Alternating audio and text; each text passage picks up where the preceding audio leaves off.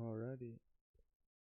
This is the next one. We're going out of the Reichs, or we're still in like the Germany-led areas, but out of the Reichskommissariats and into Republic of Ireland. Give a little brief history. Ireland's entry into the Second World War ensured its territorial unification, but it came at a cost. Throughout the 50s, Ireland attached itself ever closer to the seemingly prosperous German Reich, adopting its military as a model and its companies as sources of revenue. This close attachment has meant that Ireland went down with a sinking ship. That was the German economy, while extremism on both sides of the aisle rose since the crash. Imon de Versa successors, Sean Lemos, took the necessary steps to protect Irish democracy and independence at the great expense of the individual freedoms. Meanwhile, Ireland's northern counties, ruled by Neil Blaney, appear more unstable by the day, and its mismanagement could well prove the final nail in the democracy's coffin. So, basically, yeah, Shame of the Giant, they had to side with them, but they kind of suck. Germany does.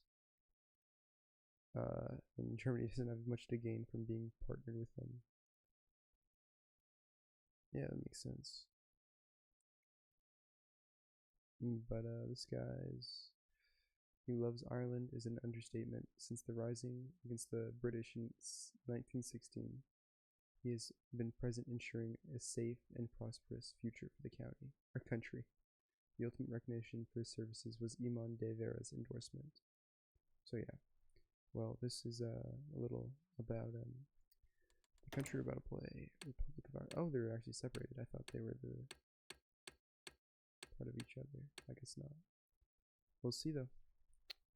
The situation: a few blocks away from Leinster House, Jack Lynch and Franklin, or no, not just Frank Alkin, sipped on a Fanta at the O'Shaughnessy Cafe. Christ, Jack, this German stuff tastes like shit. The much younger Lynch had a stronger stomach, but couldn't disagree with the old dog opposite to him. The drink or the treaty? Aiken let out a laugh before raising his hand. The waitress had come with the bread, and she put it down on the table. Aiken's eyes widened with indignation. What the fuck is this? The young woman jumped back as Aiken exclaimed the food. Roggenbrot? What does this mean? Look at this crap. I could hit you over the head with it. It's goddamn brick. He turned towards the woman. Lady, can you bring us some more decent bread? As the former cabinet minister screamed at her, the waitress tried to explain to him that there was another type available until Lynch intervened to calm Aiken down. While the girl managed to get away, Aiken didn't stop. Those Jerry's, they're everywhere, Jack, even in the food. Why can't they just leave us alone? Because, Lamass, we won't stand up to them, and anyone who does ends up in a jail cell. You'd think, after how many votes the Liberals and us got in the last election, he'd lay off a bit, but since last year, he's jailed 800 more. For fuck's sake. This man will drive Fianna Fáile to ruin. Him and his buddy in need, Frank Euphemism for Neil Blaney, got a hearty laugh out of Lynch. I mean, it's incredible, Jack. Lamass puts the trade unionists in prison and goddamn near sledge hails whenever Hitler dumps all of his crap into our economy. But those stupid bastards at the Labour Party keep propping up the government. We can't get rid of him either. Not when the Liberals keep saying they'll only support the coalition if he's still there. The world is a mess, and we need to do something about it, Frank. Lynch sighed. If someone was going to lead liberalism back to the forefront, it was him. Frank was too old. Perhaps Fianna Fáil was too old a vehicle to do it as well. It's no good. So yeah, they're just, I don't know, they're basically bitches to Adolf over here, because they're in the sphere and they just gonna have to deal with it. Yeah, which kind of blows. We'll probably try to move away from them. And there's this stuff. Okay, so you get military. Okay, so you need money for the funding. I gotta request the funding, but investor approval, invest in power expansion, industrial expansion. Okay, it's pretty interesting. Okay, I tried to look into like what is a good path for Ireland, just to make this a little entertaining, but I got no clue, so I'm just gonna go down the non-basic bitch Nazi path. So basically, there's like there's not protesting, but a lot of like bad relations between the two of these countries, or my puppet basically, because all the Protestants and Englishmen and all that in Northern Ireland. I can't remember exactly. There's like a king that like, for some reason he wanted to, way back in the day, he moved a bunch of things over to Northern Ireland, and that's the reason the area is so unlike the rest of Ireland, culture-wise and also like religion-wise. So now there's a car bombing, the IRA special, and they're we don't know if we should really check the situation out right away or go to the police station to see if they can do something. You know, I'm gonna go ask some questions. Let's see what's going on here firsthand before we go and see this. The Vanquished. James Dillon sat at his desk, filling out paperwork. It was always the same for him, being the last one inside the Fine Gale headquarters. His desk was surrounded by photos of him and many of the fellow members of the FG. He smiled before remembering the truth of the party. They hadn't won the election in 22 years. Longer than how old some of their party members have been alive for. He sighed and rubbed his temple. 22 long years playing second fiddle to Fianna Fáil and the rest of Ireland. He looked at his watch. It was 11:30. James packed up his things. Okay, it's just being like, we believe in Ireland, we believe in James, we can do this, even though it fucking sucks, basically. For them, I mean. We have whatever this is, to be honest. What the fuck is this? So we're just pragmatic, like, we need to work, but we're still pretty conservative. Confirmation bias. Joseph McCarran, correct, and asked. Iman, the man sitting across from him, simply grunted and turned his head. The questioning had been too difficult so far. The man simply refused to answer. Okay, so we're getting nowhere. We should have... Yeah, I should have rang the station to actually get their understanding. I don't want to increase this because I don't really see the point. This seems pretty important. Oh, I didn't really check what this is. Oh shit, I should have been looking at this. Fuck. Men will be better. And that's after I did the Northern 3. Audrey McGormick dreaded her walk home from her work at the grocer every day. Not for the distance, it really wasn't too far. Nor did she dread it because of the scenery. The city streets of Dublin were actually quite nice. No, the reason she hated her walk home was because of a certain construction yard she passed by every day on her right.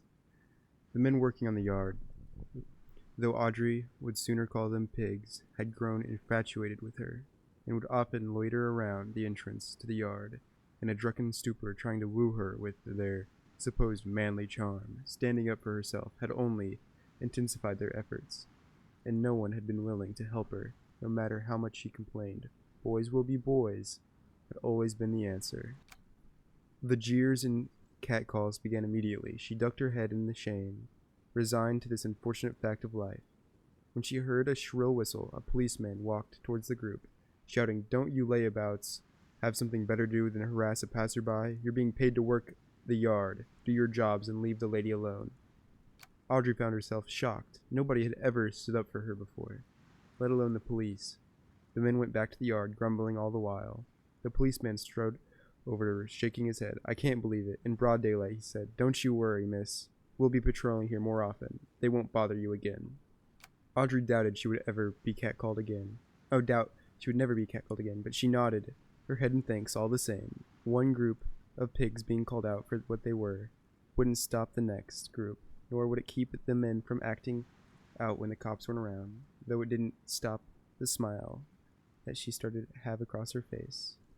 Some things were going to change. It might not be overnight, but intolerance will no longer be tolerated. Hey, that's nice. So you don't have... Sexism is bad, guys. Fun fact. It is bad. Just a little fun fact. I'm actually surprised. We're a pluralist. I guess we probably would need to be if Because how many Protestants are in like Northern Ireland? Yeah, I was surprised not just like a Christian state with how Catholic they are. What do you think you're going? McTarran badge number 2378. The young Garda officer said as he showed his identification. Basically, the UVF is like so strong in this. There's no law enforcement to keep control. So basically, the UVF does all that stuff. And damn, yeah, they're kneecapping drug dealers and all that. But you gotta do what you gotta do. See, I kind of maybe slightly messed up. I made them all extremely angry. So, well, we're gonna try to get rid of them, but yeah, I kind of fucked up. So yeah, we're gonna go down on the left side, the public finance bill and all that, pollution control, going with the Labor Party. I would be somewhat interested in this side too, but I don't know. I feel like it just leads probably down to you being a German satellite state, and that just sounds kind of boring. I won't lie. Okay, I went through all this, and the bills and stuff. Oh my god.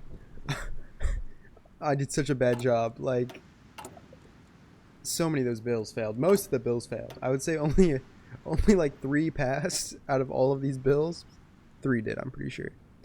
Well, I finally made it down to here. So, the evening rush.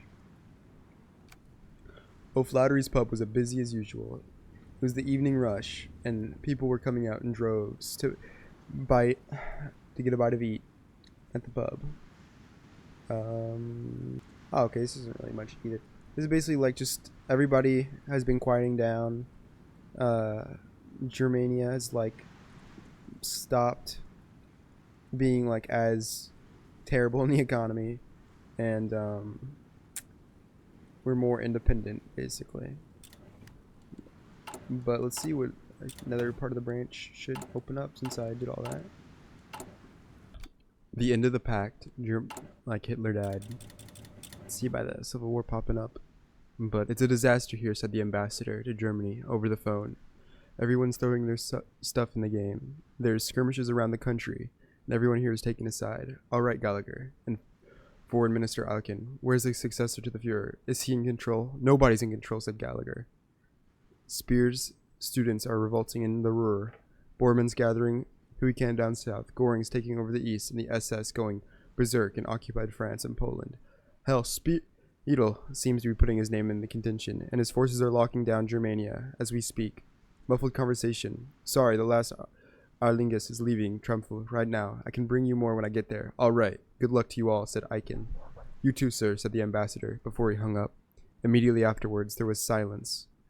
Linmans and Eichen took a look at each other. Both knew what this meant. What the pact would be with Germany and anarchy. What the economy would be with Germany and anarchy. And what Ireland would be without its economic lifelines. Lamas cursed at the top of his lungs. He wasn't going to hide it. Hell awaits us. The worst case scenario. Yeah, so we're kind of boned in the economic department.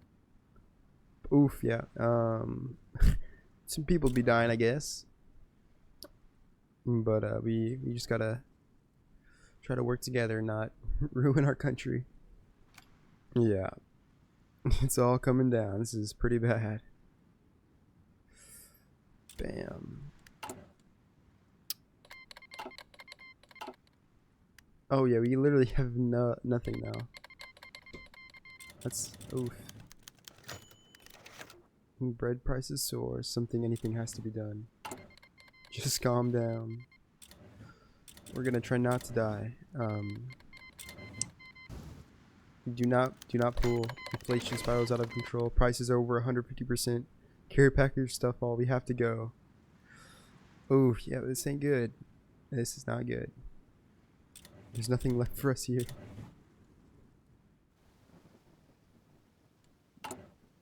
Can't train units or anything, so I'm just gonna one master for another. The idiot wants to join the OFN.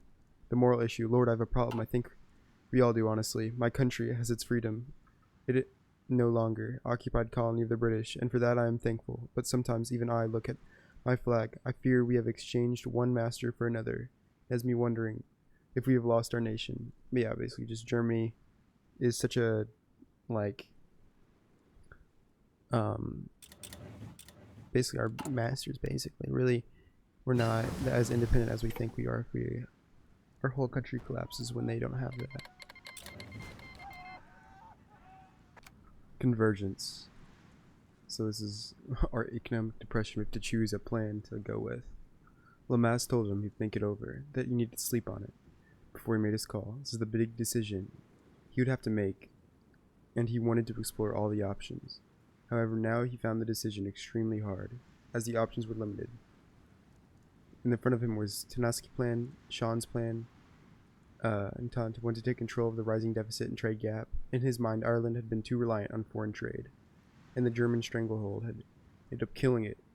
When foreign trade had gone away, strict protectionism would be put and prevent things to such things to ever happen again. As for the budget shortfall, any decrease in revenue would be made up with decrease in spending. Brendan Corish, on the other hand, thought austerity was the exact opposite way to solve the problem. The main problem wasn't that the government did not have money to spend, it was the people of Ireland not having any either. Under his plan, a set of relief programs aimed at the lower middle classes would be put into place. I think I'm probably going to do that one. Relief and stimulus. Because austerity, I need to look up if austerity has like ever worked, because every time I hear about it, like when it comes to the Great Depression and stuff, it's always like, oh, they tried austerity programs and it only worsened the economy and for the average person. But just like Nazi Germany and to the lesser extent UK and France, they did not do austerity. They did spending programs. So they like put more money into the economy, making it actually go. So because people would spend. That's what also I believe Biden and all of them did for COVID-19. Though that was a little different because people did not spend that money too much. Because they did not need to.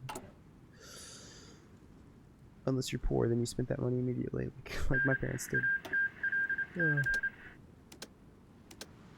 But yeah. It just happens. As long as the money's actually going somewhere and not like sitting stagnant. Stagnant is probably the worst, I would say. Corish's New Republic. Deputy, you'll be live in a minute. Brendan Corish nervously straightened his tie. Ireland was ailing, and in his mind, the future depended on his selling his agenda to the people. The radio announcer began his introductions. My fellow Irishmen, today I am happy to introduce you to Deputy Brendan Corish of the Labour Party, who will address the governing coalition solution to our economic crisis. Cornish took a deep breath. Today I have to come to address what many of you have been wondering. What we do these uncertain times. Yeah, basically we cannot rely on the free market or the old ways. We need a new republic that serves the people of Ireland, a new republic where economic prosperity is enjoyed by all those who contribute, not those who cannot work any longer. We will finally get the help they deserve. The workers will receive the means to collectively bargain for better workplace. Finally, I promise the healthcare will be expanded and better available for those who need it the most. There will be more to their plans for economy, but at the time, this is all I can promise you. Thank you all. I don't know if I'd be promising all that when you're in the middle of like an economic depression, but yeah, I'm gonna restore some public trust. Like that's probably a good idea. And then Clint Eastwood plays the song Shushion. The movies are starting. Oh, it's literally they're just gonna watch a Clint Eastwood movie, with the family. But I'm trying to think if I've watched a Clint Eastwood movie. I feel like I have, but I can't think of what it's called. I'll come back and see. I have The Good and the Bad and the Ugly. That's the one I watched. It was pretty good. It was actually very good. The Capitol in lockdown. Sir, asked one of the privates incredulously. Lieutenant Fionn Bryan grabbed a the private by his collar. I said evacuate every house on the street and deploy fucking barricades. Which part didn't make it through to your insubordinate goddamn ears? Sir, said the sergeant, more putting placating hands on Brian's arm. Let the poor boy down. We haven't got the time. Where should I tell him to evacuate? The squirming private pleaded. Won't our trucks tear these people up these people's yards? Brian's eyes bulged at the insolence. He wasn't like this. His temper was rarely out of check, but this was different. Private, I've got the same orders you do.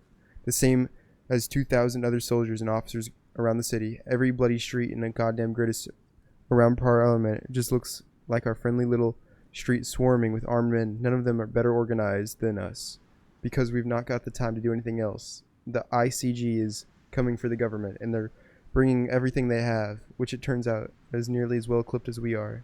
So when I say evacuate the civilians and deploy barricade, what do? I start filling sandbags and tell the homeowners to get lost, sir, and you'll do it quickly. The IRC, isn't that the people like I have almost completely smashed? Oh wait, that's none of these guys. Never mind. I'm confused. Who are the IRC? Oh, maybe it was the ICG. Maybe that was I was making up, or IRA. Even then, if it's either of these guys, they have 1% power. I don't think they're doing jack shit. We threw a war and nobody came. Lieutenant, Sergeant Moore said apologetically. I don't have the patience for this, Sergeant, roared Lieutenant Bryan. He wiped away sweat from his brow as he kept his rifle pointed down. The suburban road where the rebels were due to arrive today at any moment. Tell them I've been telling them for the last 4 hours. It's the ICG are coming and no one knows when. Quit fucking asking. Keep your eyes on the road. Lieutenant Bryan, I don't think they're coming. We've got word on the radio. Well, it's bad, sir. What do you mean, Moore? How bad? Are they attempting to siege the city? We'll have to rest at the army punching through the ICG lines by morning. No, sir. It's the news from Belfast. All the Northern Ireland is up in arms. Someone shot Bliney 20 minutes ago. Oh, shit. Seems like the Ulster government is all out collapsed. Oh, no. What are we going to do? Okay, I got to put my army on the north. Shoot.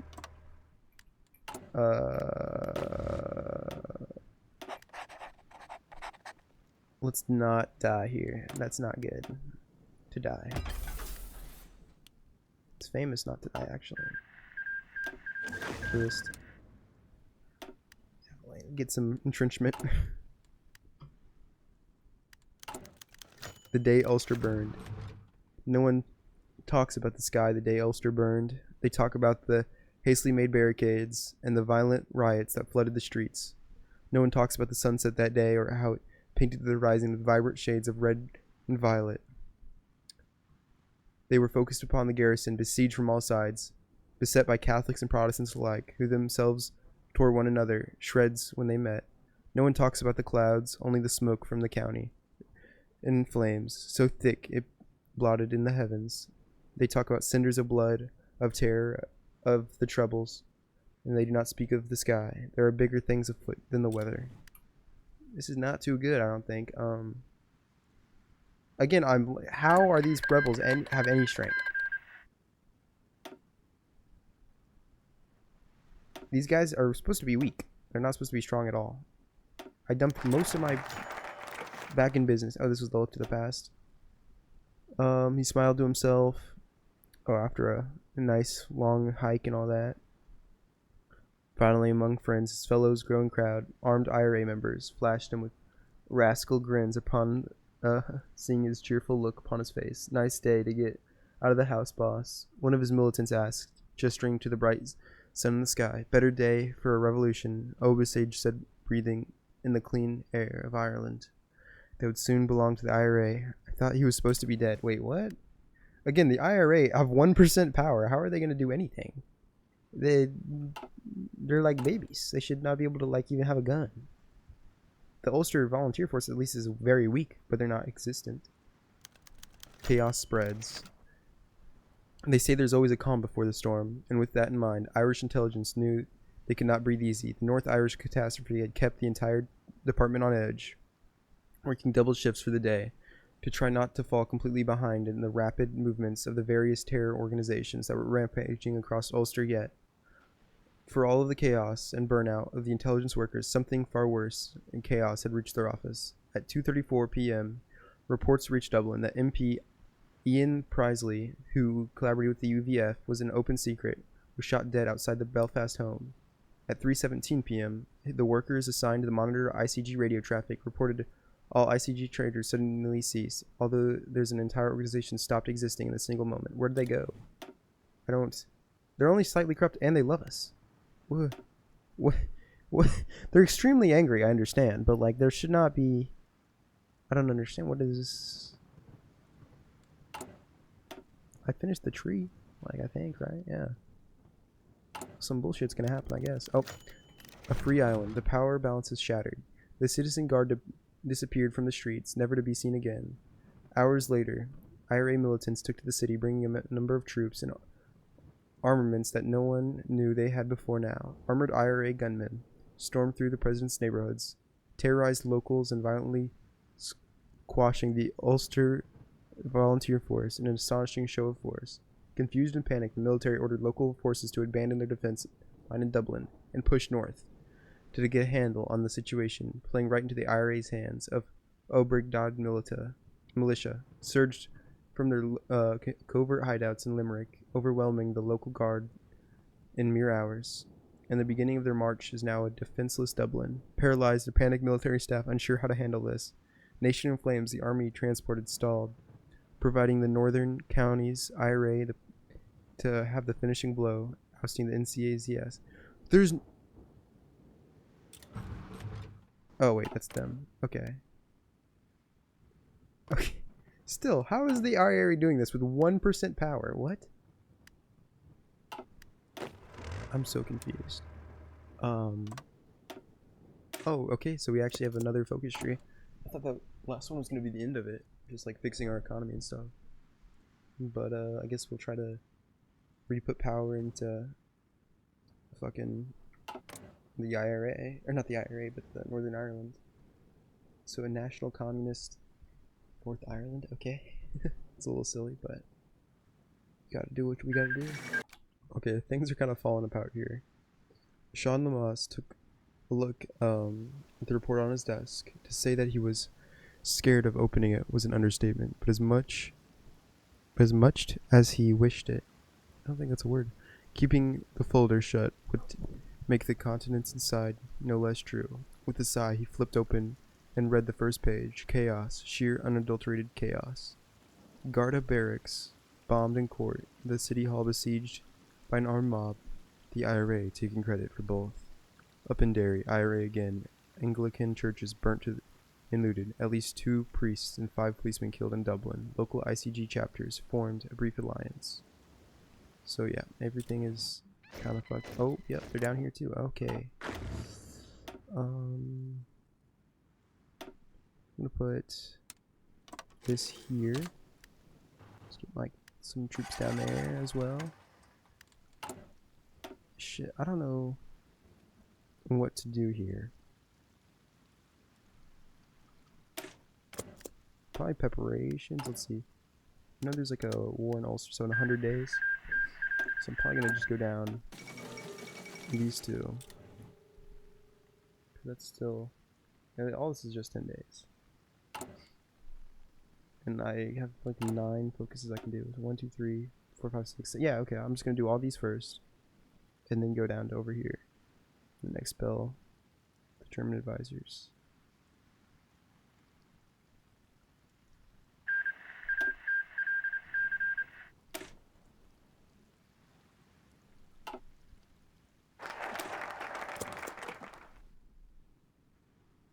We've worked too hard to give up to these commies.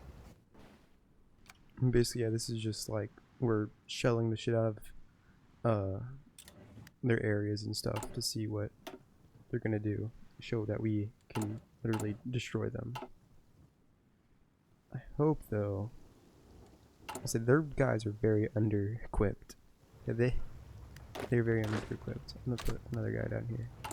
But I don't really want to, like, I understand, I think if I go with him I could leave the Stahlpacht and stuff, but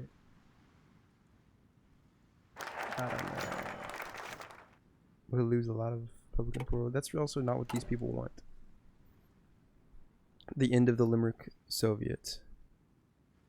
Oh, so the socialism and communism would be the crackling of gunfire and steady thrum-thrum, boom-boom of mortar strikes grew closer and closer to City Hall, which had a plain red flag hoisted high above it. Comrade Finnegan nervously held his rifle, nervously waiting for the army to come around the corner, start opening fire. "Take heart, comrades," Commissar Curran shouted over a bullhorn, "for, although we may die today, our blood spilled in the name of the proletarian revolution shall inspire workers across the island 100-fold. Was it not Cannoli's death that inspired thousands and others to fight for a socialist republic? Hold the line, comrades, and the reactionaries will be in awe of our determination." Basically, yeah, man. It's all a farce. So now we can negotiate. So we kicked him out down there, and now we'll be up here just saying, "Get the hell out. We're just not gonna deal with you guys. It's not worth." And basically, yeah, they're trying to get it. We're not gonna negotiate with terrorists. We won't do it. Does that do something? I hope that doesn't like just lock us out of everything. Can I not? Oh no, so it does start the war. Okay. I just have to wait.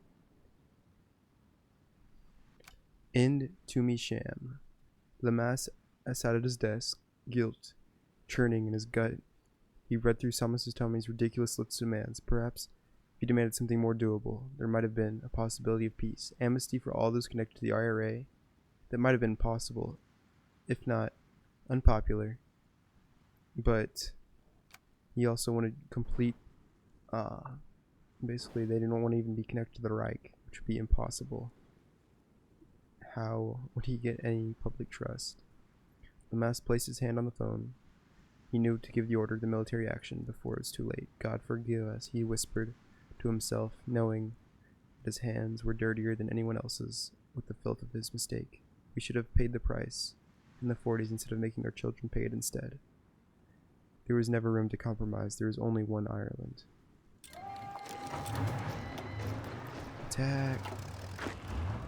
So yeah, I don't think they stand a chance at all. Yep, they're getting kind of immediately destroyed. Bittersweet victory. Shalon Lamass reluctantly stood over Parliament, bearing good news that was hardly more than a silver lining, after all, had gone wrong. Reports of the conflict had raged across Ireland for the past few weeks.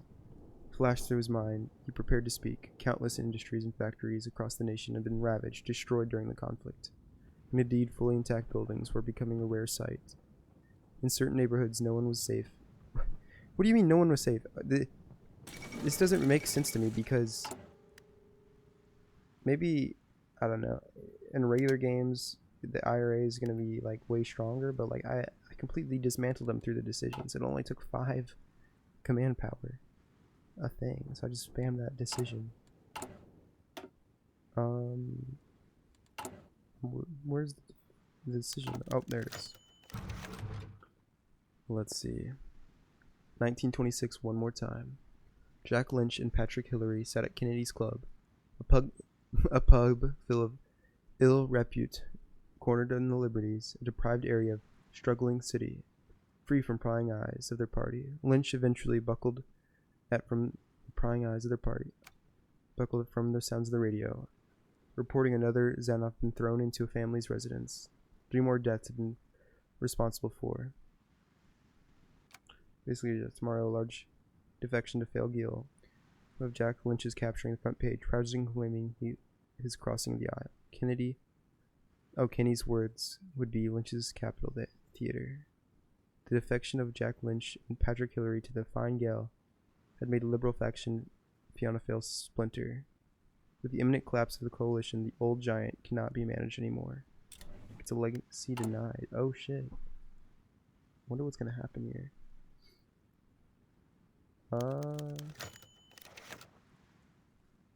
Legacy denied. The rhythmic tap dance of impatient fingers marked Liam Congrave's table. The former heir apparent of Fine Gael. He waited at the cafe for the arrival of the new heir, Jack Lynch, the former Fianna Fáiler. Whispers around the party. He was bitter about Lynch becoming a leader instead of him. Obviously, This was untrue, as he did agree on it with Dylan.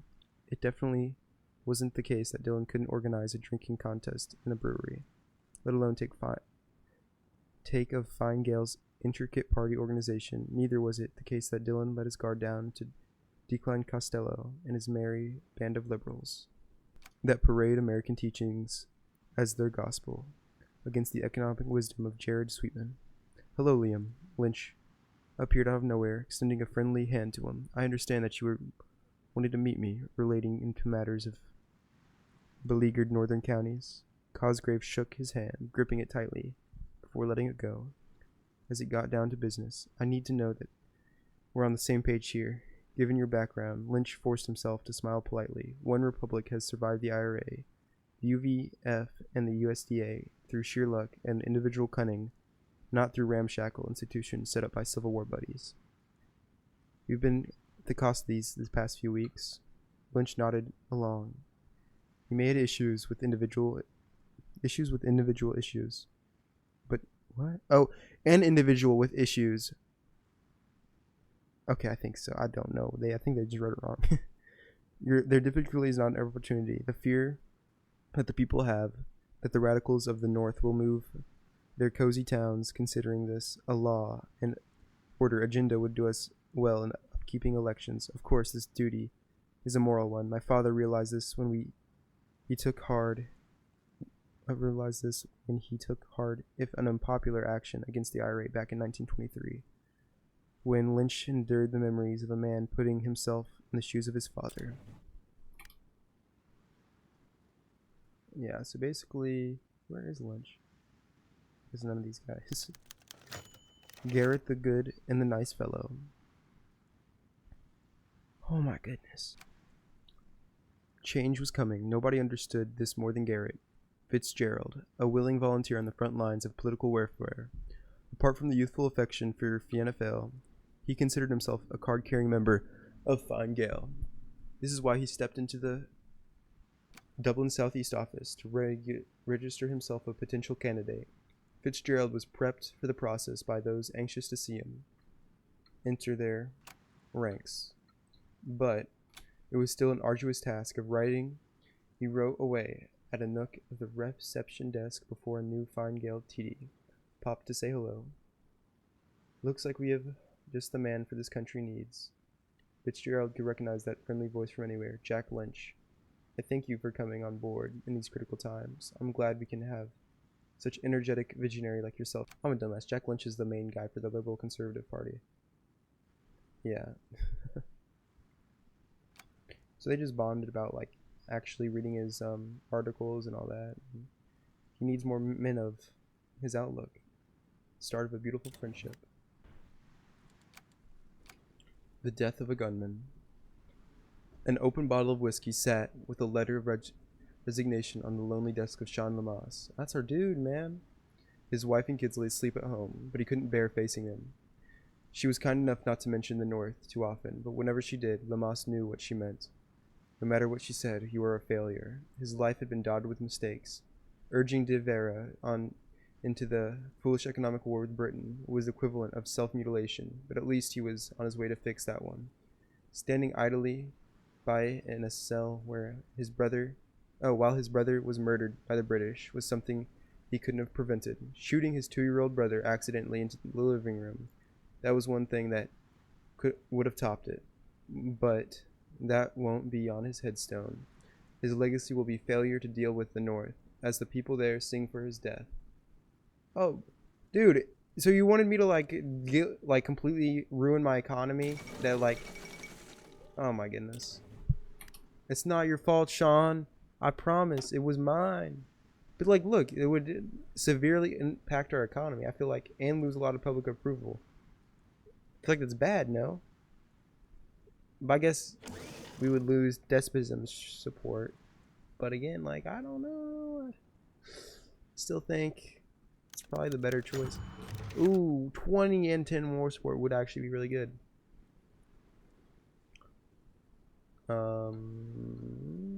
The Modern Prince. Hudgray's head felt like a bag of hammers since he woke up, surrounded by opulence. His Aberville Manor last night was pretty rowdy. He wasn't able to remember much past the sixth pint, let alone how he got back home. Regardless, he practiced his morning rituals like usual. The memories of yesterday's leadership contest lingered back to him.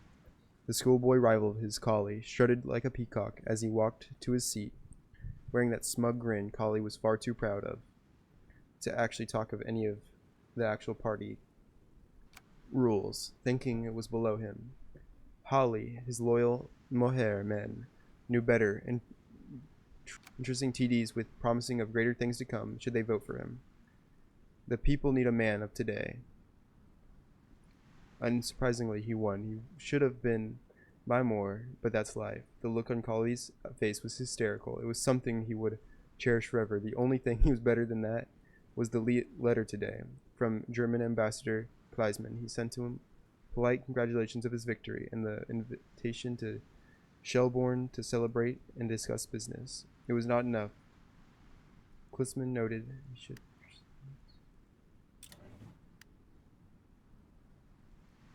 I don't want to do this.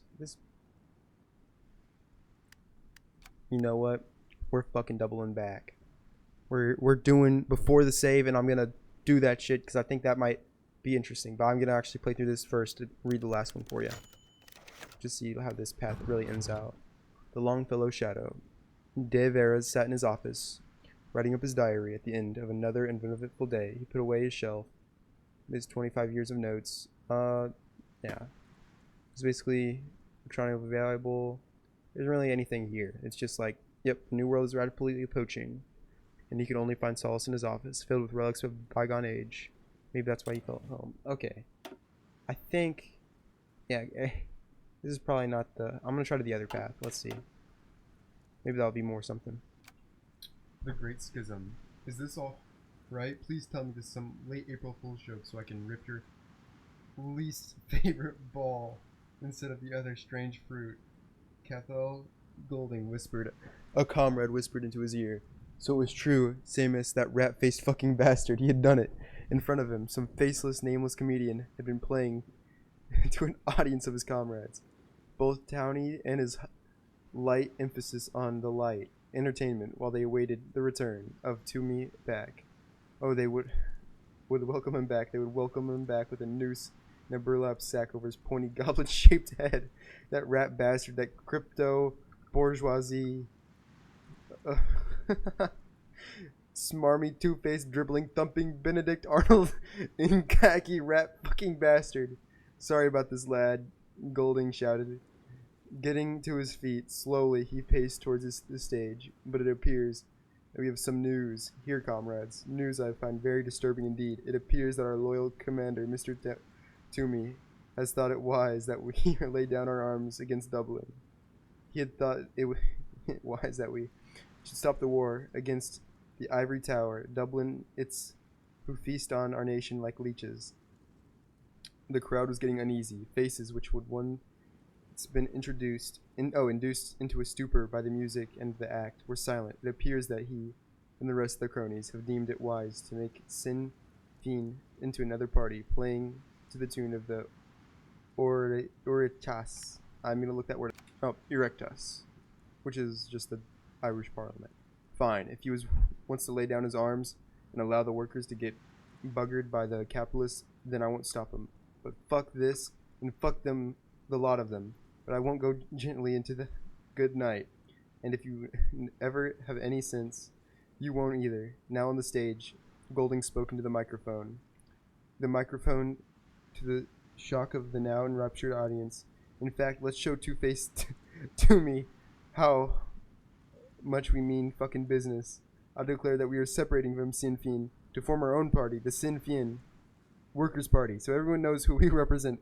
The crowd had grown from silence to shattered cheers, to whoops and chants, to Irish traditional anthems. Now Golding took into the applause and closed his eyes. From the ashes of the decadent IRA come what is meant to be the official IRA, led by the Workers' Party, and they would not go down without a fight. So I guess I just added another party, or no? Okay, so these are the socialists and these are the communists. Okay. See, I'm already having more fun. I should have done this path originally. Independence Day. It's done, said Lamas to the assembled legislator and Germans. I've sent the letter to the German embassy. It will go well, Korish assured them all. We added every regretfully and with heavy heart we could fit into the letter. Germania knows it wasn't our decision to do this. It was Toomey's. Try not to look pleased that your calming friends got their way, Korish, growled McCarthy. We're all in this together, Lamas blessed. Our future has veered us away from the Eisenpacht, whether we wished it or not. And if there is another silver lining to all this, gentlemen, it is that there is no shortage of Irishmen who will be thrilled to hear this news. But will they be thrilled when the German factories close down?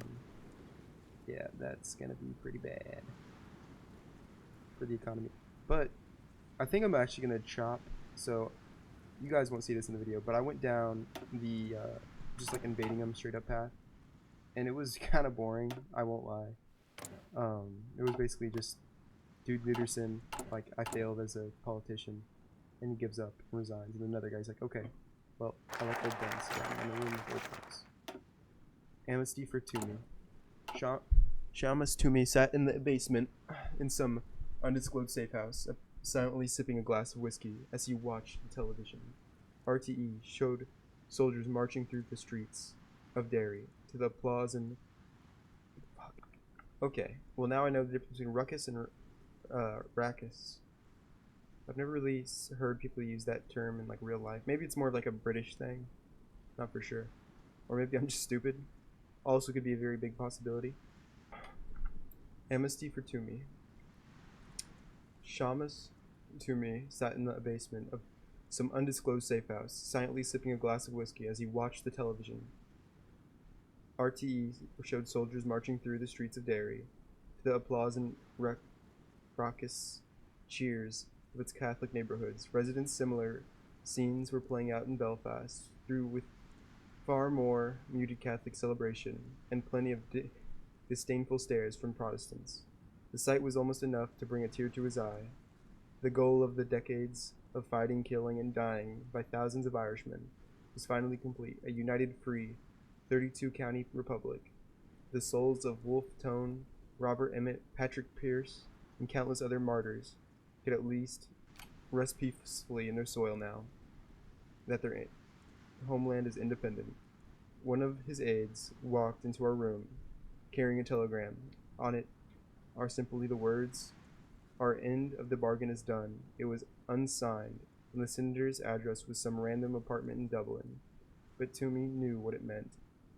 All investigations into him were dropped, and all charges against him were lifted. Although it seemed a bit ridiculous, he couldn't help but burst into joyous laughter at it. He then strode out of the safe house and stepped into the sunlight, laughing all the while. A free man in a free country. Oh, so that's how you peacefully get him. Okay. Sure. Softly, softly, the evening wind blew around Toomey's ears. The sea salt reminded him of Helen's Bay, a beach that lay near the outskirts of Belfast. Behind those signature sunglasses of his eyes stared into the dying sun, with it slowly unveiling little white pinpricks of stars of the night sky. Even after the victory of words he had pulled off, his mind raced in the darkest corners of what-ifs and can-bes. Was it futile, all of this? He thought back to his teens, the first time he had held a weapon, an Enfield revolver, a Mark I, no 2 to be exact, although he didn't know it at the time. Remembering the smooth varnish, rosewood, and the pristine steel that it lined, days went by of shooting sprees with old bottles and tins and empty warehouses. He remembered that, with such an immaculate gun, it was like whoever made it wanted it to fire, like it needed to be fired, for it not to be wasted. The young, ill-educated Marchioness Streeter was inclined to agree. All it needed was to be aimed, shot at anything, and anyone. For any boy willing to die for a cause, it was hope, and it was vengeance. "You're not going senile, are you, Seamus?" a rugged, hoarse voice called out. First, it's looking out into the sunset, and it's forgetting places' names. Then you'll be thinking you're the Wicked Witch of the West. Believe me, son, it happens faster than you think. A man dressed in a woolen jumper, with tousled chestnut hair plushing onto an enlonged, pointed profile, approaching Ruri O. Brigadier. Listen, Ruri, I've been doing some thinking lately. This is never going to end, is it? All this blood, Irish blood, being spilt. Not just brothers and us butchering each other, but the poor and the sick. Give me your hunger and tired, or however it goes on the green statue that plastic patties slobber over, you know. The silence fell over the pair as the gale whispered and whipped around their ears, staring to the rose-colored horizon. Oberguy, though about his upcoming words. So what do you intend to do about this? He can hardly speak to the people dressed in balaclavas and automatics. Saint-Denis needs to step up and speak for us in Parliament in Dublin. Instead of tagging along, we won't go away just yet. But we can't be the face of the movement. I see Thumper's grown a heart or two since the last bombing, eh? It's time for me to drop the revolver, Louis. It's out of bullets now. So, yeah. Provisional Irish Republican Army. Sing thing. Okay. That's, I guess that's the ending call now. Of, this part. I don't know, there should be